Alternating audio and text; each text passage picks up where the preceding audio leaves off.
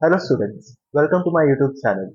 In this video lecture, I am going to answer questions starting from question 71 to question number 80, sample paper number 4, RK Bali navigation book. This is the 4th edition book. If you have any other book of any different edition like the 5th, the 6th, the 7th one, no issues. The questions still remain the same.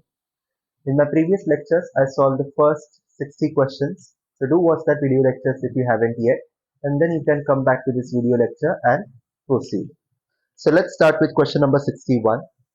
Which of the following properties are possessed by a standby artificial horizon? Independent power supply, integral gyro, remote or external gyro, used in emergencies, at least one per pilot in JAR-25 aircraft. Okay, so which of the following properties are possessed by a standby artificial horizon? So a standby artificial horizon will have its independent power supply. So there is the main conventional artificial horizon which runs on electricity or which is air driven. So if you're going to have a standby artificial horizon, it is it's a common sense that you have a separate power supply for the standby artificial horizon, so that when the main power supply for the main artificial horizon gets blocked or goes out of function or out of order, the standby artificial horizon has its own independent power supply, and so it can work independent of any other power source, right? So it should have independent power supply, yes. It has integral gyro. Now options 3, 4 and 5 are wrong. Okay. So options 1 and 2 are the correct options. Next. Question number 72. If aircraft turns 270 degree at a constant rate of turn and angle of bank, the indications on its classic artificial horizon will be what? So I have done this in my previous video lecture. So repeat, this question has been repeated again. When you make a complete turn through 90 degrees, so when you make a 90-degree turn, 90-degree left turn, 90-degree right turn, at the completion of the turn, at the end of the turn, your artificial horizon will underread the bank angle. Let's say you entered a turn at a bank angle of 20 degrees. After the end of the turn, after the end of the turn, the bank angle shown to you by the artificial horizon will be less than 20 degrees. It underreads. Okay, so you may be inclined at 20-degree bank angle, but the indication told or indication portrayed will be less than that. Okay, so wrong indication will be given to you. The pitch error. Okay, so you may have established in a straight and in a pitch attitude which is level with the horizon, but the pitch attitude indicated by the artificial horizon will be a climbing attitude. The artificial horizon will indicate a climbed attitude. If you are already in a climb attitude, the indication given will be an excessive climb attitude, more than what is expected or required. When you make a 180-degree turn, the bank angle shown to you will be the correct angle, but the pitch attitude will indicate a climbing attitude. When you make a 270-degree turn, the bank angle will be overread. So the bank angle shown by the or indicated by the artificial horizon will be more than required. Pitch errors indicates a climb. Turning through 360-degree, bank angle shown is correct. Pitch attitude will also be the correct one. So coming back to the question, if you make a 270-degree turn, what happens? The bank angle will be under red and pitch attitude will be a climbing attitude. So bank left, nose up, bank right, nose up, wings level, nose up. So correction. So it is overread bank angle and pitch error is indicate a climb. So if an aircraft turns to at a bank left, bank right, wings left. So correct option will be option Bravo. So here the direction of the turn is not given to you, but we know that the angle of bank will be overread. Okay, in order if it has to overread, the indications on artificial horizon will be bank right and nose up, because whenever you make a right, when you go right hand side or clockwise turn, the angles increase. When you go left hand side or anti-clockwise, the angles decrease. So the correct answer will be option Bravo, bank right, nose up. Next. Question number 73. The turn needle indicates dash in a slightly banked turn. So you have entered a bank turn, but that bank angle is very small. It's too small. So in that case, it shows angular velocity about the vertical axis, angular acceleration about the vertical axis, angular velocity about the lateral axis. So the correct answer is angular velocity about the vertical axis. Next, a rate 1 turn at 140 knots requires what angle of bank? So the answer is bank angle equals to true airspeed of your aircraft divided by 10 plus 7. So true airspeed, let's say 120 knots. 10 plus 7. So 12 plus 7 is 19 degree. So approximately 20-degree angle of bank is required. Next.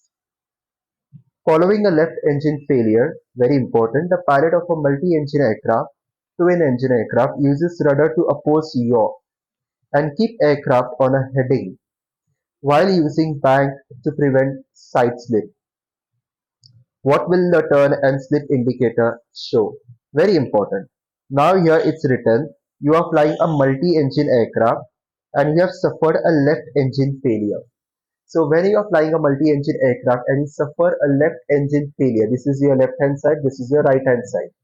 Immediately, as soon as the left engine fails, the aircraft will start yawing to the left, because the side where drag is more, that is the side or that is the direction where the aircraft will turn or tend to yaw. So whenever there is left engine failure, there will be more drag over that side and your aircraft will automatically start very quickly. It will start going to the left hand side. So the first course of action, the first course of action or solution will be to immediately arrest that left hand movement of your aircraft. Okay, because it happens very quickly, and if you don't act steadfastly or if you don't act quickly, situation can get out of control. Okay, so the problem is wherever there is left engine failure on a multi-engine aircraft, the problem is that your aircraft goes left hand side. It goes to the left hand side. So the solution will be immediately, okay, immediately bank right, okay, and kick the, and you will have to kick the right rudder, kick the right rudder, a full right rudder. After kicking that full right rudder, you will use your rudder yaw, rudder trim, okay, to relieve all the excess pressure on your feet. And once that is done, you can control your bank angle so as to maintain a constant heading. Okay, so the result, what is the final result of the final picture is that your aircraft will be flying a straight course, a constant heading. Okay, so constant heading or constant track, whatever you want.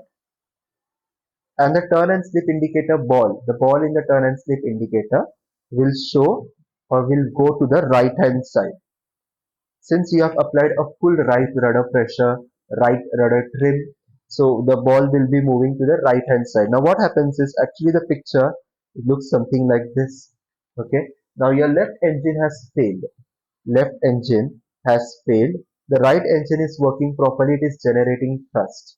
In order to prevent your aircraft from falling to the left hand side or on the left hand side, you are going to use your rudder, right and bank angle. Okay, so it's written here. Dead engine is this. This live engine is here. Rudder deflected to the opposite side. So here you can see this rudder on the vertical tail deflected to the right hand side so as to prevent your aircraft from going or falling on its left hand side.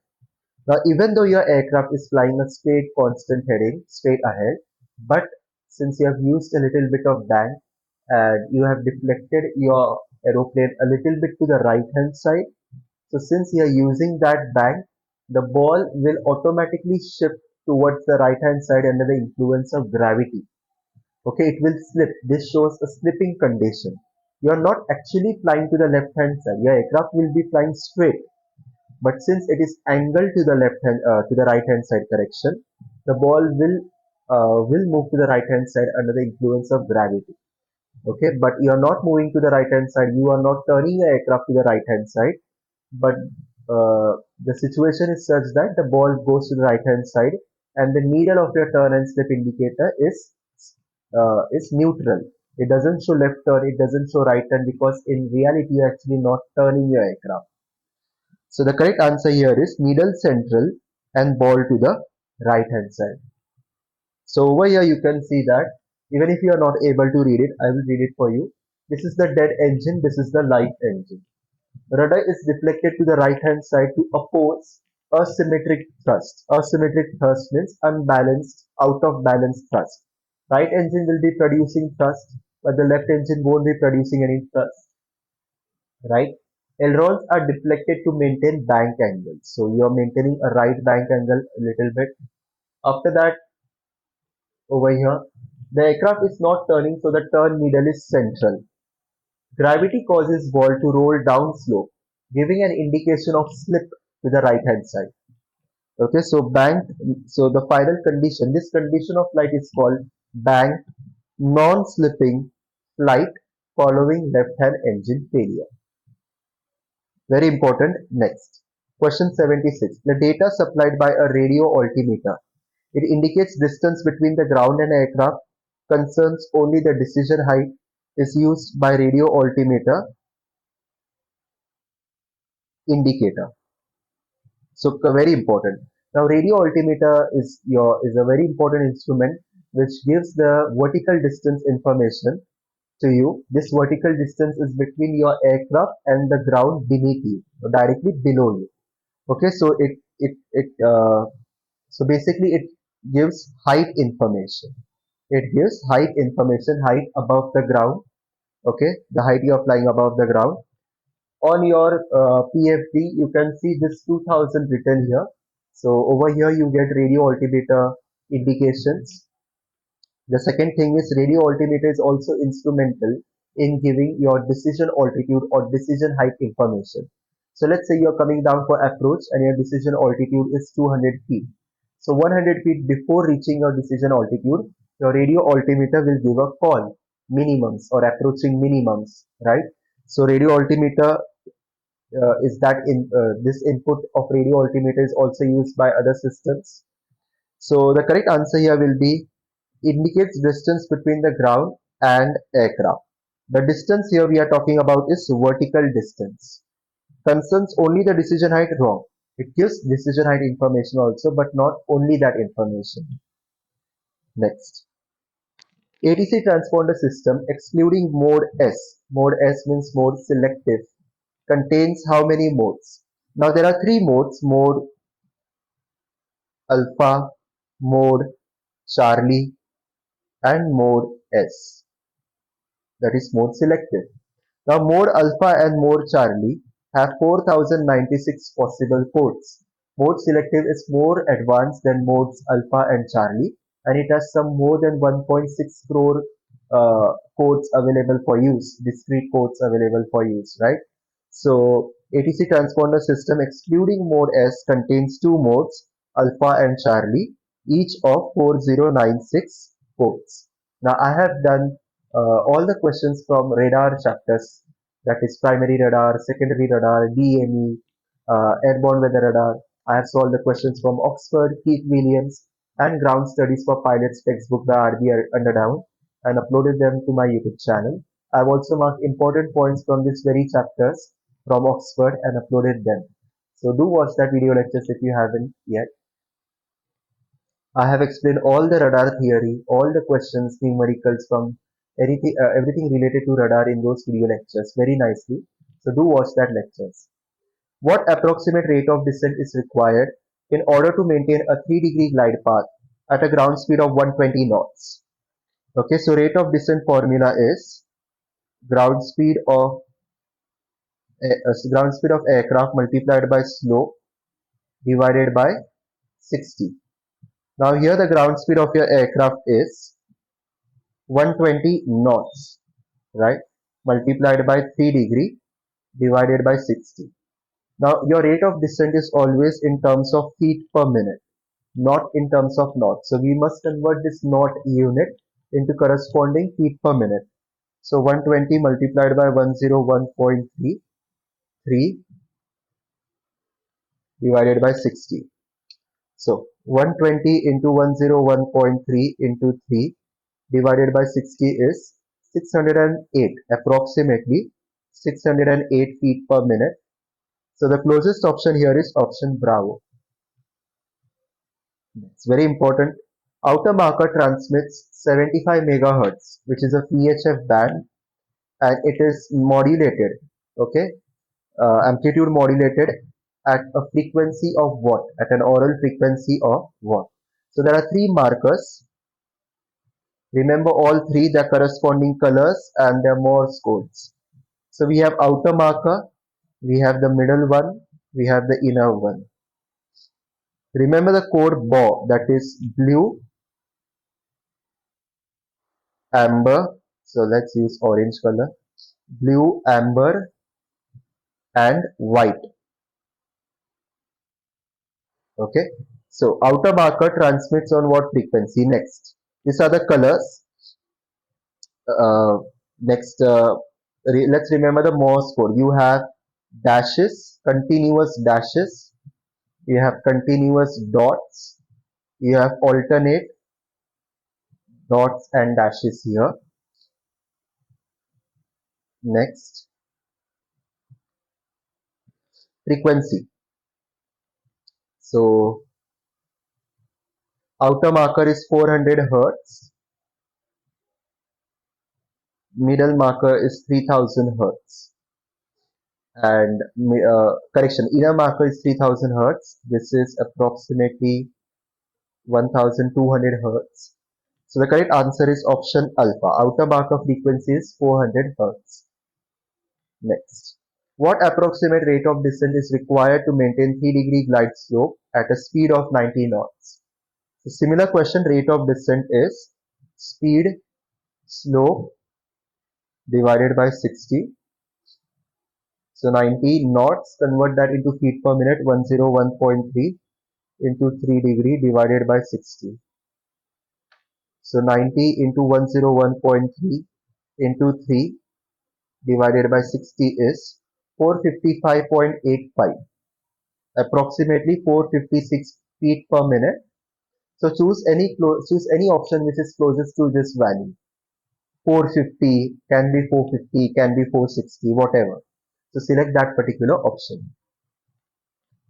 So this concludes our lecture. I hope you have understood all the 10 questions I did in this video lecture.